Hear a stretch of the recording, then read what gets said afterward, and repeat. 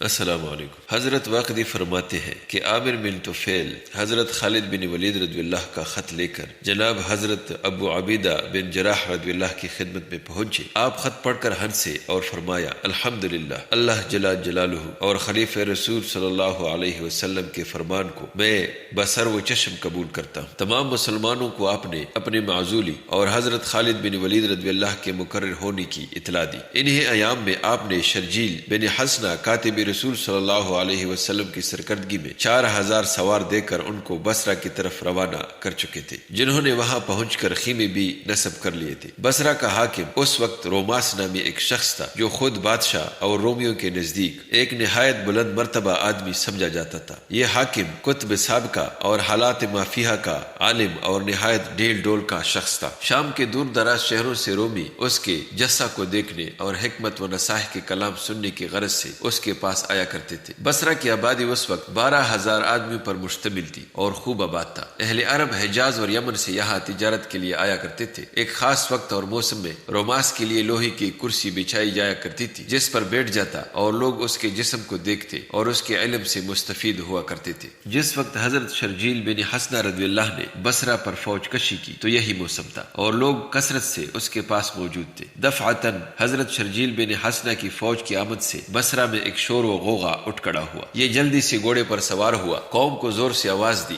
سب نے متفق ہو کر اس کی آواز کا جواب دیا۔ اس نے کہا باتیں کرنا چھوڑو تاکہ میں مسلمانوں کی فوج دیکھ آؤں، ان کی باتیں سنوں اور ان کا مطلب معلوم کروں۔ یہ کہہ کر حضرت شرجیل بن حسنہ رضی اللہ کے لشکر کے پاس آ کر آواز دی، اے قوم عرب، میں بصرہ کا حاکم روماس ہوں اور تمہارے سردار سے ملنا چاہتا ہوں۔ جس وقت حضرت شرجیل بن حسنہ تشریف لائے تو ان سے کہا آپ کون لوگ ہیں؟ آپ نے فرمایا کہ ہم جناب محمد صلی اللہ علیہ وسلم جو نبی امی توریت و انجیل کے پیشنگوئی کے موافق مبعوث ہوئے ہیں ان کے صحابی ہیں۔ اس نے کہا انہوں نے کیا کام کیا ہے؟ آپ نے فرمایا باری تعالیٰ نے ان کی روح قبض کر کے ان کے واسطے وہ جگہ تفویض کر دی جو اللہ تبارک و تعالیٰ کے نزدیک بہترین جگہ تھی۔ اس نے کہا ان کی جگہ پر کون شخص مقرر ہوا؟ آپ نے فرمایا حضور صلی اللہ علیہ وسلم کے بعد عبداللہ عتیق بن ابی قحافہ حضرت ابو بکر رضی اللہ جانشین ہوئے ہیں۔ روماس نے کہا مجھے اپنی دین کی قسم میں خوب جانتا ہوں کہ تم حق پر ہو اور یقیناً تم شام اور تمام عراق پر قابض ہو جاؤ گے۔ ہم تم سے یہ مہربانی کا برتاؤ کرتے ہیں اور کہتے ہیں کہ تم کم آدمی ہو اور ہماری جمعیت بہت زیادہ ہے، بہتر ہے کہ تم اپنے ملک کی طرف لوٹ جاؤ، ہم تم سے کسی طرح کا تعرض نہیں کریں گے۔ عربی بھائی ابو بکر میرے دوست اور رفیق ہیں، اگر وہ موجود ہوتے تو مجھ سے کبھی نہ لڑتے۔